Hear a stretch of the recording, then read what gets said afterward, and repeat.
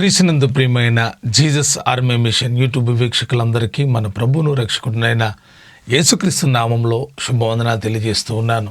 ఈ యొక్క Jesus army mission YouTube channel ద్వారా ఆధ్యాత్మికమైనటువంటి సంగతులు మీరు నేర్చుకుంటూ ఉన్నారు. అనేకులకు ఈ విషయాలు తెలియజేస్తూ ఉన్నారు.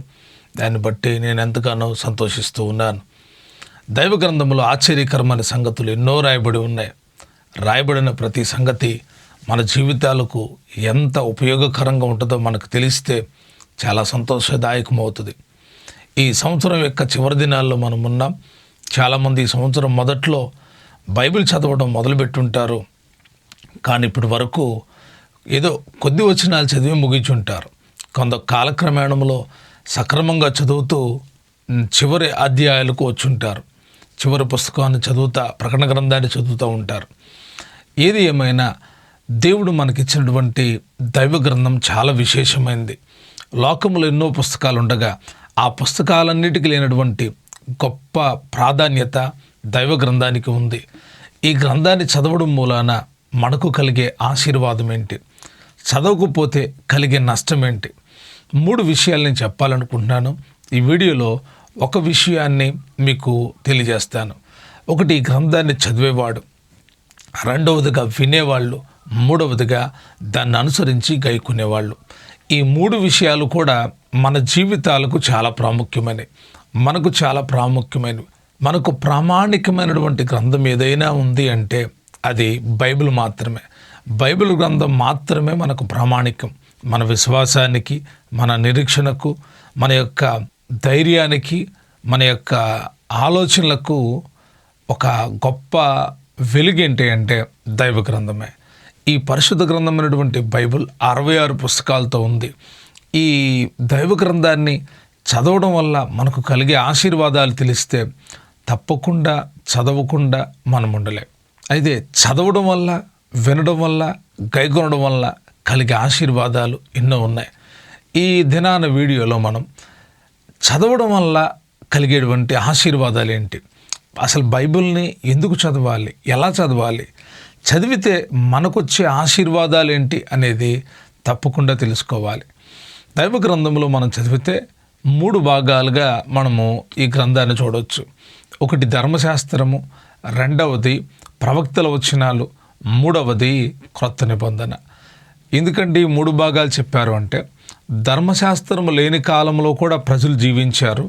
అప్పుడు దేవుని యొక్క మాట వారికి అందించబడతా వచ్చింది. ధర్మశాస్త్రం వచ్చిన తర్వాత ప్రజలు ధర్మశాస్త్రం అనుసరించి నడుచుకోవాలని దేవుడే చెప్పాడు. మూడవదిగా క్రొత్త నిబంధన. క్రొత్త నిబంధనలో కూడా మత్తయి సువార్త నుండి ప్రకటన గ్రంథం వరకు 4 సువార్తలు యేసుక్రీస్తు ప్రభు వారి చరిత్ర రాయబడితే అపోస్తలుల కార్యాల నుండి సంఘ ఆరంభము, సేవా జీవితాలు కనబడతాయి. పత్రికల్లో మనం చదివితే ఒక సంఘము క్షేమాభివృద్ధి కలిగి ఉండాలంటే ఏ రీతిగా ఉండాలో దైవజనుడు వంటి పౌలు గారు వివరించారు. ఇంకా హెబ్రీయులకు రాసిన పత్రిక, యాకోబు రాసిన పత్రిక, పేతురు రాసినటువంటి పత్రిక, యోహాను రాసిన పత్రికలు మనం చదివినప్పుడు ఇదంతా కూడా ఆధ్యాత్మికమైనటువంటి అభివృద్ధి కొరకు మనము చేయవలసిన కార్యాలు, దేవుని కొరకు మనం చేయాల్సిన కార్యాల గురించి రాయబడి ఉన్నాయి. ఇక్కడ ప్రకటన గ్రంథం అంటారా, విశేషమైనటువంటి గ్రంథం. ప్రకటన గ్రంథం లేకపోతే ముగింపు ఉండేది కాదు. ఆదికాండం ఆరంభమైతే ప్రకటన గ్రంథం ముగింపు అయి ఉంది. ఈ ముగింపు గ్రంథంలో చాలా ఆధ్యాత్మికమైనటువంటి సంగతులు తెలియజేయబడ్డాయి. ప్రకటన గ్రంథం 1వ అధ్యాయం 3వ వచనంలో ఈ ప్రవచన వాక్యములు చదువువాడును, వినువాడును, గైకొనువాడును ధన్యులు అని రాయబడి ఉంది. ఎందుకు ఈ విశేషమైన మాట పరిశుద్ధాత్ముడు రాయించాడంటే దేవుని యొక్క వాక్యాన్ని చదవాలి, దేవుని యొక్క వాక్యాన్ని వినాలి, దేవుని యొక్క వాక్యాన్ని గైకొనాలి. ఈ దైవ గ్రంథం అంతటిని మనం పరిశుద్ధ గ్రంథం అంటున్నాం, దేవుని యొక్క వాక్యం అంటున్నాం. దేవుని యొక్క కట్టడలు, దేవుని యొక్క ఆజ్ఞలు, దేవుని యొక్క బోధ అని మనం గ్రహించాలి. దైవ గ్రంథాన్ని చదివితే చాలా ఆశీర్వాదాలు మనకు కలుగుతాయి. పరిశుద్ధ గ్రంథం అనేటువంటి ఈ బైబిల్లో ఉన్న కొన్ని సంగతులు, అంటే బైబిల్ ఏంటో మీకు తెలియజేశాను. ఈ బైబిల్ గ్రంథాన్ని ఎలా చదవాలి, చదవడంలో 2 విషయాలు ఉన్నాయి. ఒకటి చదవడం, రెండవది ధ్యానించడం. చదవడం వేరు, ధ్యానించడం వేరు. చదివే వాళ్ళు సంవత్సరంలో బైబిల్ చదువుతారు, 40 రోజుల్లో బైబిల్ చదువుతారు, 3 నెలల్లో బైబిల్ చదవచ్చు, 6 నెలల్లో బైబిల్ చదవచ్చు, 10 రోజుల్లో కూడా బైబిల్ చదివినటువంటి వాళ్ళు ఉన్నారు. అంటే ఒక పట్టుదల పట్టి నేను ఎందుకు బైబిల్ చదవకూడదని ఆ 10 రోజుల్లోనే బైబిల్ చదివినటువంటి వాళ్ళు ఉన్నారు. చదవడం మామూలే, చదువుకుంటూ వెళ్ళిపోతాం. ఒక బుక్ చదివినట్టుగా చదువుకుంటూ వెళ్ళిపోతాం. ఆ చదవడంలో కూడా దేవుడు చక్కటి విషయాలను నేర్పిస్తాడు. రెండవదిగా ధ్యానించడము, మెడిటేట్ చేయడం. ఈ ధ్యానించడంలోనే గొప్ప ఆశీర్వాదాలు మనకు కలుగుతాయి. ఈ ధ్యానించడంలోనే చాలా విషయాలు మీరు తెలుసుకోగలుగుతారు. దైవ గ్రంథంలో ఉన్న దేవుని వాక్యం చదవమని దేవుడు తన ప్రజలకు తెలియజేశాడు. ఒక్క మాట నేను మీకు చెప్తాను. ద్వితీయోపదేశకాండం 17వ అధ్యాయం 20వ వచనంలో ఈ రీతిగా రాయబడి ఉంది. ఈ ధర్మమును విడిచిపెట్టి కుడికి గాని ఎడముకు గాని తాను తొలగకయుండునట్లు తన దేవుడైన యెహోవాకు భయపడి ఈ ధర్మశాస్త్ర వాక్యములన్నిటినీ ఈ కట్టడలను అనుసరించి నడువ నేర్చుకున్నటకు అతడు బ్రతుకు దినములన్నిటిను ఆ గ్రంథము చదువుచుండవలెను. దేవుడే సహాగా చెప్పిన మాట. ఆ గ్రంథాన్ని బ్రతుకు దినాలన్నిట చదువుతూ ఉండవలనంట.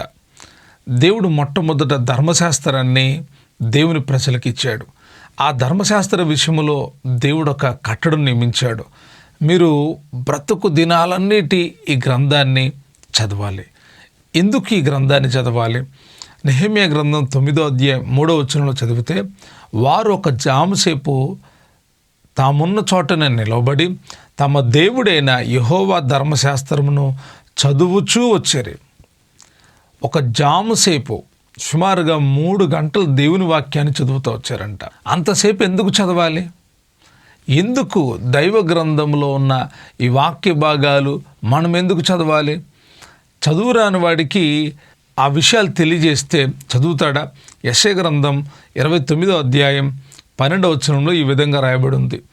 మరియు నీవు దయచేసి దీన్ని చదువుమని చెప్పి అక్షరములు తెలియని వానికి దాన్ని అప్పగించును, అతడు అక్షరములు నాకు తెలియను. 29వ అధ్యాయం 11వ వచనంలో మరొక మాట రాయబడి ఉంది. దీని అంతటిని గురించిన ప్రకటన గాఢమైన గ్రంథవాక్యముల వలె ఉన్నది. ఒకడు నీవు దయచేసి దీన్ని చదువుమని చెప్పి అక్షరములు తెలిసిన వానికి వారిని అప్పగించును, అతడు అది నా వల్ల కాదు, అది గూఢార్థముగా ఉన్నదని చెప్పును. 2 వాక్య భాగాలు మనం చదివాం. ఒకటేమో చదువుమని చెప్పి అక్షరాలు తెలియని వానికి ఇస్తే అతను నాకు తెలియదు అంటున్నాడు.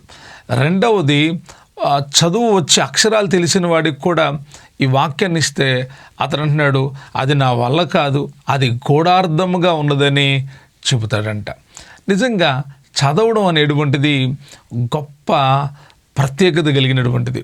దైవ గ్రంథంలో మనం చదివితే దేవుడు మొట్టమొదటిగా లిపి రాశాడు. ఎక్కడ రాశాడు తెలుసా? తన స్వహస్తాలతో ఒక సందేశాన్ని ప్రజలకు తెలియజేశాడు. మీకు ఎవరికైనా ఈ విషయం తెలిస్తే తప్పకుండా కామెంట్లో తెలియచేయండి. దేవుడు మొట్టమొదటిగా రాసినటువంటి తన వేలుతో రాసినటువంటి వాక్కులు ఏంటో మీకు తెలిస్తే తప్పకుండా ఈ వీడియోలో ఇంకొంచెం ముందుకు వెళ్ళకముందే మీరు నా కామెంట్లో తెలియజేయండి. ఎవరికి తెలియజేశాడో తెలుసా? మోషేకు. మోషే కొండపైకి వెళ్ళినప్పుడు రాతి పలకల మీద ఆయన 10 ఆజ్ఞలు రాసినట్లుగా మోషేకు అది రాసింది. దేవుడే తన వేలితో రాసినట్లుగా దైవ గ్రంథములో ఆధారముగా ఆ సంగతులు రాయబడి ఉన్నాయి. దేవుడు ఆ రాసిన రాత మోషేకు అర్థమైంది. దేవుడు రాసిన రాత ఇశ్రాయేలు ప్రజలకు అర్థమైంది. దేవుడు చెప్పినటువంటి విషయాలు దేవుని పిల్లలకు మాత్రమే తెలుస్తాయి. ఈ విషయాన్ని మీరు హృదయలో గుర్తుపెట్టుకోండి. దేవుడు రాయించినవన్నీ అందరికి అర్థం కావు. చాలామంది ఈరోజు చదువుతున్నారు. ఒకడంటాడు ఏమండి మీ బైబిల్ గ్రంథం బూతు గ్రంథం అంటాడు. ఇంకొకడు అంటాడు మీ బైబిల్ పుస్తకం చెత్త పుస్తకం అంటాడు. ఇంకొకడు అంటాడు ఈ బైబిల్ గ్రంథంలో ఉన్నాయని సరిగ్గా లేవు అంటాడు. ఇంకొకడు అంటాడు వాడి కళ్ళ కనబడేది ఏంటంటే లోతు తన కుమార్తెలతో శయనించాడనే విషయాన్ని హైలైట్ చేస్తాడు. ఈ రీతిగా ఎవడకు తోచిన విధంగా వాడు ఆలోచించుకొని వాడి మనసులో ఒక నిశ్చయిత లేదు. అరే ఈ సందర్భం ఏంటి, అసలు ఇది ఎందుకు తెలియజేయబడిందని వాళ్ళకి తెలియదు. గబగబా యూట్యూబ్లోకి రావడం, ఫేస్బుక్లోకి రావడం, వీడియోలు చేసేసి కించపరచడం. దేవుని వాక్యం కించపరిచేబడేది కాదు. వాక్యాన్ని చదివినవాడు పరిశుద్ధతలోకి వస్తాడు. వాక్యాన్ని చదివినవాడు దేవుని శక్తిని గ్రహిస్తాడు. దేవుడే మానవుల కొరకు మొట్టమొదట 10 ఆజ్ఞలను రాసి ఉంచాడు. అవి మానవులకు అవసరం. మానవులు నేర్చుకోవాలి, మానవులు తెలుసుకోవాలి. దాన్ని అందరూ చదవగలరా అంటే అక్షరము కలిగిన వాళ్ళు చదవగలరు. మరి మిగతా వాళ్ళు ఎవరు చదవలేరా? మిగతా వాళ్ళకి ఎవరికి అర్థం కాదా? నిజంగా అర్థం కాదు అని మనం గమనించాలి. అర్థం కాకే కదా అన్యజనులు దేవుని ప్రజల మీద తిరుగుబాటు చేశారు. అర్థం కాకే కదా దేవుని ప్రజలు కూడా కొన్నిసార్లు దేవుని మరిచిపోయారు. దేవుని వాక్యము చదివితే మనకు చాలా ఆశీర్వాదం. ఒకానొక దినాన బబులోను రాజ్యంలో ఉన్నటువంటి బెల్షాజరు యొక్క పరిపాలనలో అతడు దేవుని మందిరంలో వస్తువులు తీసుకొని వచ్చి విందు చేస్తూ ఉన్నాడు. ఆ సమయంలో గోడ మీద ఒక రాత రాయబడి ఉంది. అది మానవ హస్తం అంటే హస్తంతో రాయబడి ఉంది. రాజుకి ఆ రాత అర్థం కాల. పండితులు పిలిచాడు, పండితులకి అర్థం కాల. తన దేశంలో ఉన్న జ్ఞానులు పిలిచాడు, వాళ్ళకి అర్థం కాల. శకునాలు చెప్పే వాళ్ళు పిలిచాడు, వాళ్ళకి అర్థం కాల. రాజుకి బాగా భయం వచ్చేసింది ఆ రాత చూసిన తర్వాత. ఒక మాట చెప్తున్నాడు, ఈ వ్రాతను చదివి దీని భావమును నాకు తెలియజెప్పు వాడెవడో వాడు ఓదారంగు వస్త్రము కట్టుకొని తన మెడను సువర్ణమైన కంఠభూషణము ధరింపబడిన వాడే రాజ్యములో 3వ అధిపతిగా ఏలును అని చెప్పాడు. అయితే జ్ఞానులు వచ్చారు, వాళ్ళ వల్ల కాదు. అయితే అతడు దుఃఖాక్రాంతుడై ఉంటే రాణి రాజుని బలపరుస్తూ ఉంది. ఇదిగో రాజు చిరకాలం జీవించునుగాక, నీ తలంపులు నిన్ను కలవరపరచనీయకుము, నీ మనసు నిబ్బరంగా ఉండనిమ్ము. నీ రాజ్యములో ఒక మనుషుడున్నాడు, అతడు పరిశుద్ధ దేవతల ఆత్మగలవాడు. నీ తండ్రి కాలములో అతడు దైవజ్ఞానం వంటి జ్ఞానము బుద్ధియు తెలివి గలవాడైండుట నీ తండ్రి కనుగొన్ను గనుక నీ తండ్రి అయిన రాజుకు నెబుకద్నెజరు శకునుగాండ్రను గారడి విద్య గలవారిని కల్దీయులను జ్యోతిష్కులను పై అధిపతిగా అతను నియమించాను. ఎవరి గురించి రాణి చెప్తుందో తెలుసా? దానియేలు గారి గురించి రాణి మాట చెప్తుంది. ఆ దేశంలో ఉన్న వాళ్ళు ఎవళ్ళు కూడా ఆ రాతను చదవలేకపోయారు. కానీ దానియేలు ఆ రాయబడిన సంగతిని చదవగలిగాడు. ఎలాగా అంటే దేవుని ఆత్మ ద్వారా. దేవుని ఆత్మ ద్వారా దేవుని యొక్క సంగతులు మనం గ్రహించగలం. ప్రియ స్నేహితులారా, దేవుని యొక్క వాక్యము మనము చదవాలి.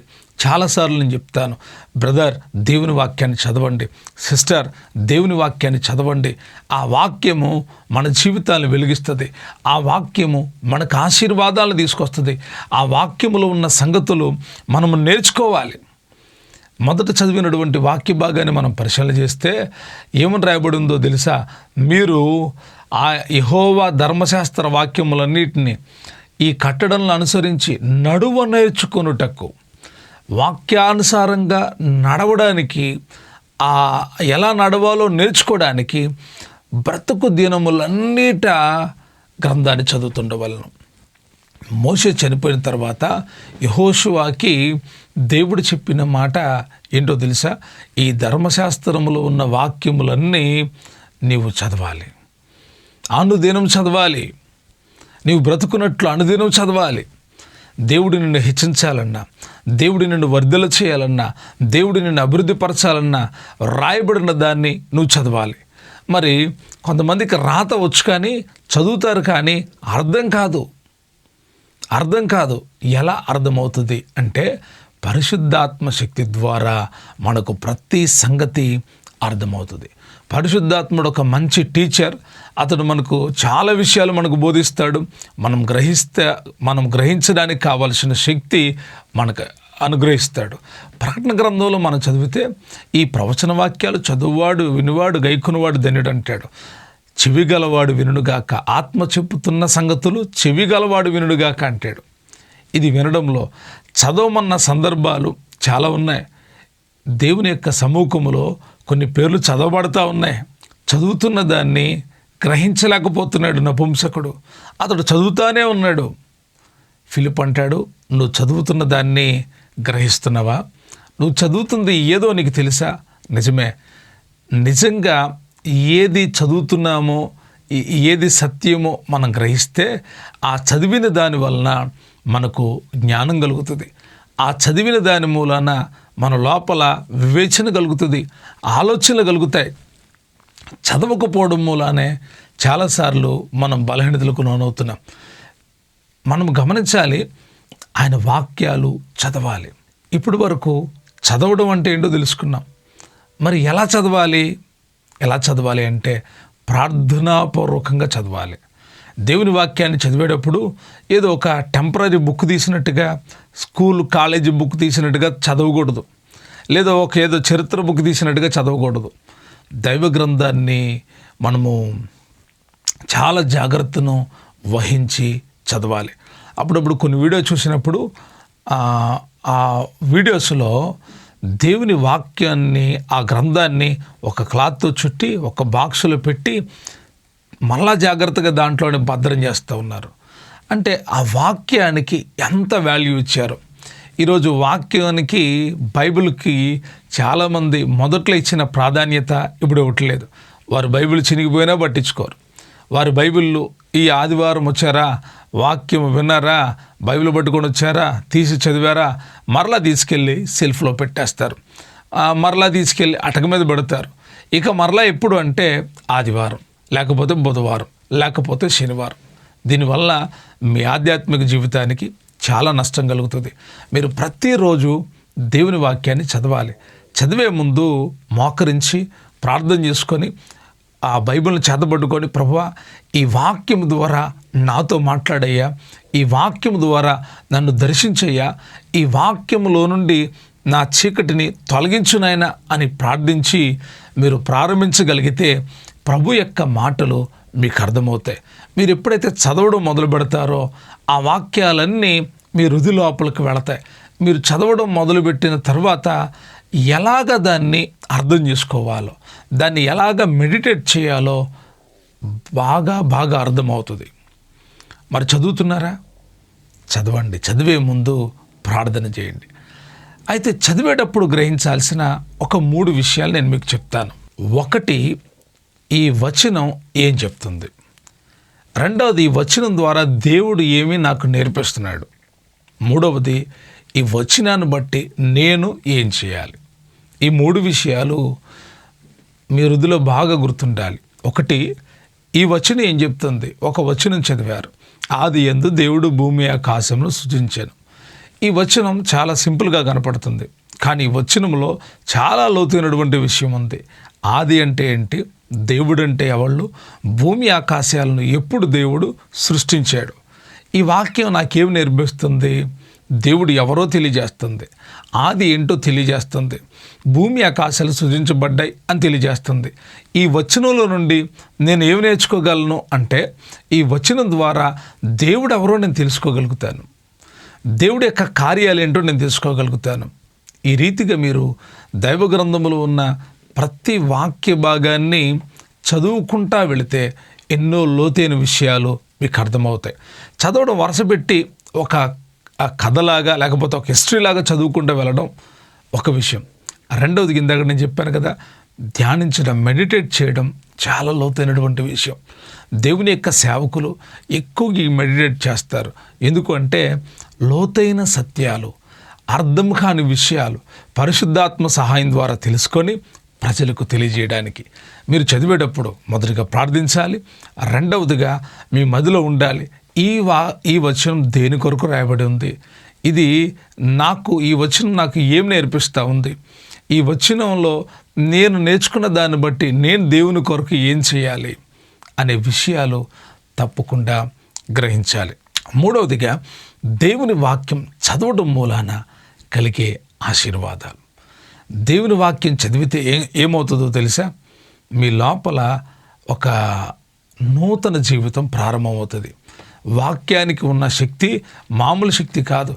ఈ వాక్యం చదువుతూ ఉన్నప్పుడే మనోనేత్రాలు వెలిగించబడతాయి. భక్తుడు ఇలాగంటాడు, యెహోవా నీ ధర్మశాస్త్రములో ఉన్న ఆశ్చర్యకరమైన సంగతులు చూచినట్లు నా కనులు తెరువుమయ్యా అంటాడు. దైవ గ్రంథము 2 విశేషాలతో కూడి ఉంది. ఒకటి లోగోస్, రెండవది రేమ. రేమ, లోగోస్. రేమ అనగా పలుకబడినటువంటి మాట, లోగోస్ అనగా రాయబడిన మాట. రాయబడినవి కొన్నే, పలుకబడినవి అనేకములు. దేవుడు మనుషులతో మాట్లాడిన అనుభవాలు ఎన్నో ఉన్నాయి, కానీ కొన్నిటిని మాత్రమే దేవుడు నీ కొరకు, నా కొరకు, మన కొరకు రాసి పెట్టాడు అని మనం గమనించాలి. ఈ రాసి పెట్టబడిన విషయాలు మన జీవితాలకు వెలుగునిస్తాయి, మన జీవితాలను వెలిగిస్తాయి. మీరు వాక్యాన్ని చదువుతూ ఉంటే మీ లోపల వెలుగు లోనికి వెళ్తూ ఉంటుంది. వెలుగు ఎప్పుడైతే లోపలికి వెళ్తుందో చీకటి వెళ్ళిపోతుంది. చీకటి వెళ్ళిపోయింది అంటే మీ మనోనేత్రాలు వెలిగించబడతాయి. దేవుడిని మీరు స్పష్టంగా చూడగలుగుతారు. దేవుడి కార్యాలు ఏంటో మీరు గ్రహించగలుగుతారు. సరే, ఇప్పటి వరకు బాగుంది. మీరు వాక్యాలు చదవాలి అని చెప్పాను, ఎలా చదివితే బాగుంటుందని చెప్పాను, చదివేటప్పుడు ఏం చేయాలో చెప్పాను, ఎలా అర్థం చేసుకోవాలో చెప్పాను. చదివితే కలిగే ఆశీర్వాదాలు చాలా ఉన్నాయి, కానీ ఒకటి మాత్రం చెప్పాను, మీ హృదయం వెలిగించబడుతుంది అని. అయితే చదవకపోతే కలిగే నష్టం ఏంటి? అయ్యే చదవకపోతే ఏమైంది? మీకు చదువు రాకపోతే సెకండ్ ఆప్షన్ మీరు వినొచ్చు, లేదా మీ పిల్లల ద్వారా, లేకపోతే మీ స్నేహితులు ఎవరైనా ఉంటే వాళ్ళ ద్వారా చదివించుకొని ఆ వాక్యాన్ని వినొచ్చు. కానీ మీకు చదవడం వచ్చి మీరు చదవకపోతే ఎంత నష్టపోతున్నారో తెలుసా? నేను ఒక్క మాటలోనే చెప్తున్నా, చాలా విషయాలు ఉన్నాయి. మీరు చదవడం ఎప్పుడైతే ఆపేస్తారో సాతానుడు మీ లోపల చోటు చేసుకుంటాడు. సాతానుడు అంటే వాడికి చాలా రూపాలు ఉన్నాయి.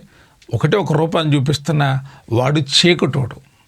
చీకటి మిమ్మల్ని ఇలాగ అలిమేస్తుంది, మీ హృదయాన్ని అలిమేస్తుంది. ఎందుకంటే వెలుగు లేదు కదా మీ దగ్గర. వెలుగు మీ దగ్గర ఉంటే చీకటి పారద్రోలబడుతూ ఉంటుంది. దేవుని యొక్క స్వారూప్యంలో మీరు మారాలి అంటే దేవుని వాక్యం తప్పకుండా చదవాలి. మత ఉన్మాదుల నోరు ముయించాలంటే దేవుని వాక్యం చదవాలి. వారు నోరు ముయించే సంగతి పక్కన పెట్టండి, ఎందుకంటే వాళ్ళ మీద మూర్ఖపాత్మ ఉంటుంది, వాళ్ళ మీద దెయ్యపాత్మలు పనిచేస్తాయి. వాళ్ళ జ్ఞానం వేరు, వాళ్ళకి బైబిల్ గురించి తెలియదు, కానీ ఏవో 2 విషయాలు పట్టుకొని ఎగిరేసి ఏవో డిబేట్లు చేసి అనవసరమైన వ్యర్థం అంట నేను. కానీ ఈ వాక్యం దేనికి అంటే రక్షించబడిన నీకు దేవుడి శక్తి. ఈ వాక్యాలు మీరు గనక నిర్లక్ష్యం చేస్తే సాతానుడు వస్తాడు, చీకటి వస్తుంది, వెలుగెళ్ళిపోతుంది. కాబట్టి చాలా జాగ్రత్తగా మనము ఈ విషయాన్ని గుర్తుపెట్టుకోవాలి. ఎప్పుడు దేవుని వాక్యాన్ని చదవాలి, పరీక్షించాలి, పరిశోధించాలి, మెడిటేట్ చేయాలి. వాక్యాన్ని చదివితే 1 నెలలో బైబిల్ గ్రంథమంతా చదివేయచ్చు, కానీ ధ్యానించడం మొదలు పెడితే జీవితకాలం సరిపోదు. నిజం చెప్తున్నాను, జీవితకాలం సరిపోదు. మీరు ధ్యానించడం మొదలుపెట్టండి.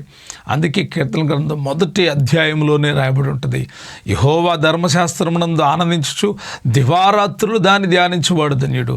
అతడు నీటి కాలువలో యోర నాటబడిన వాడే, ఆకువాడక తన కాలమందు ఫలమిచ్చు చెట్టు వలె ఉండును. ఎవరు ఆ ఫలభరితంగా ఉంటారంటే ఎవరైతే ధర్మశాస్త్రాన్ని చదువుతారో, దేవుని వాక్యాన్ని చదువుతారో వారు ఫలభరితంగా మారతారు. ప్రియ స్నేహితులారా, ఈ యూట్యూబ్ ద్వారా మీరు చాలా విషయాలు నేర్చుకుంటున్నారు, మంచిదే. అయితే మీరు చెబుతున్న వాక్యాలు సత్యమైనవో కావో మీరు గ్రహించాలి అంటే, అబద్ధ బోధల్ని, అబద్ధ ప్రవక్తలను గుర్తించాలంటే ఒకటే మార్గం, అక్కడ కూర్చొని ప్రభువా ఎవడ అబద్ధ ప్రవక్తనైనని ప్రార్థన చేయడం కాదు. మీరు దేవుని వాక్యాన్ని ఎంత లోతుగా ధ్యానిస్తే అబద్ధ బోధలను, అబద్ధ సేవకులను, సాతాను సంబంధికులను మీరు ఊరికే గుర్తించగలరు. ఎందుకు గుర్తించాలి అంటే, ఓ అబద్ధ బోధ నీ ఆధ్యాత్మిక జీవితాన్ని పాడు చేస్తుంది, ఓ అబద్ధపు ఉపదేశం నీ ఆధ్యాత్మిక జీవితాన్ని కృంగదీస్తుంది, ఒక అబద్ధపు మాటలు నిన్ను ప్రభు రాకడకు చేరనివ్వు. కాబట్టి పరీక్షించాలి, పరిశోధించాలి. మీరు అలాగా ఉందురుగాక, ప్రతి ఒక్కరూ అలాగ చేయుదురుగాక. ప్రియ దేవుని బిడ్డలారా, ఇప్పటి వరకు నేను చాలా క్లుప్తంగా దేవుని వాక్యాన్ని చదవాలని, చదివేవాడు చదువు వస్తే చదవాలని, ఒకవేళ గుడార్థంగా ఉంటే దేవుడు బయలుపరుస్తాడు, దేవుడు రాసిన రాత ఏంటో చెప్పాను. అలాగనే చదివేటప్పుడు చదివే ముందు ప్రార్థనాపూర్వకంగా ప్రారంభించాలి. చదివేటప్పుడు మీ మనసులో ఈ వచనం ఎందుకు, ఈ వచనం నాకేం నేర్పుతుంది, నేను ఏం చేయాలనే ఆలోచన మనసులో పెట్టుకొని చదవాలని ప్రభుపేట మీకు తెలియజేస్తూ ఉన్నాను. మూడవదిగా, చదవకపోతే నష్టం లోకానికి కాదు, నీకే. నువ్వు చదివితే లాభం నీకే, నీ కుటుంబానికే. ఎందుకంటే నీ హృదయలోపల వాక్యం ఉంటే నీ కుటుంబాన్ని కట్టుకుంటావు. నీ హృదయలోపల వాక్యం ఉంటే ఇతరుల ప్రభు రాకడ కొరకు సిద్ధం చేస్తావు. కాబట్టి వినని దానికంటే ముఖ్యము చదవడం చాలా ప్రాముఖ్యం. నువ్వు చదివేటువంటి జ్ఞానం దేవుడు నీకు ఇచ్చాడు. బబులోను సంస్థానంలో ఎవరికి లేని జ్ఞానాన్ని దానియేలుకి ఇచ్చినట్లుగా ఈ కడవరి దినాల్లో చదివేటువంటి జ్ఞానం దేవుడు మీకు అనుగ్రహించాడు, అనుగ్రహిస్తూనే ఉన్నాడు. పొందుకొని దేవుని వాక్యాన్ని చదవండి, దీవించబడండి. ప్రియ స్నేహితులారా, ఇప్పటి వరకు మీరు చాలా విషయాలు నేర్చుకున్నారు.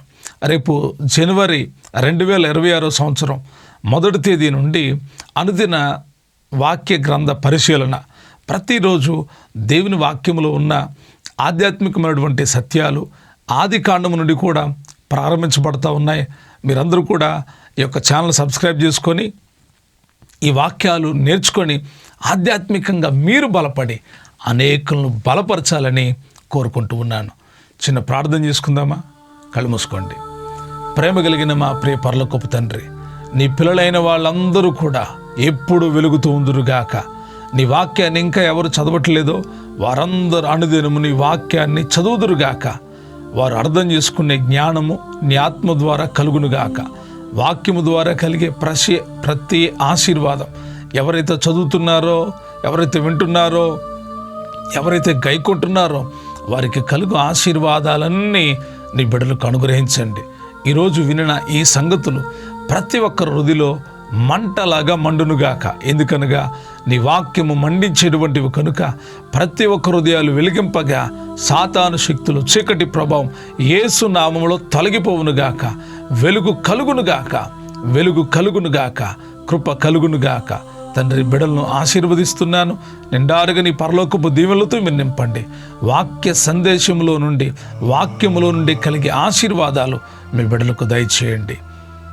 యేసు నామములో అడుగుచు ఉన్నాను తండ్రి, ఆమేన్. ప్రియ స్నేహితులారా, ఇంకా మీరు మన యొక్క జీసస్ ఆర్మీ మిషన్ ఛానల్లో సబ్స్క్రైబ్ చేసుకోకపోతే సబ్స్క్రైబ్ చేసుకోండి, లైక్ చేయండి. ప్రాముఖ్యంగా ఈరోజు అడిగినటువంటి ప్రశ్న, మొట్టమొదట దేవుడు తన వాక్కులను ఎవరికి రాసి ఇచ్చాడు? తప్పకుండా ఇది కామెంట్లు మీరు తెలియజేస్తారు కదా. అలాగనే జనవరి 1 నుండి వాక్య ధ్యానాలు అనుదినం ఆది కాండం నుండి మనం ధ్యానం చేయబోతా ఉన్నాం. మీరు సిద్ధపడండి. పరిశుద్ధాత్ముడు మనలందరినీ నడిపించునుగాక.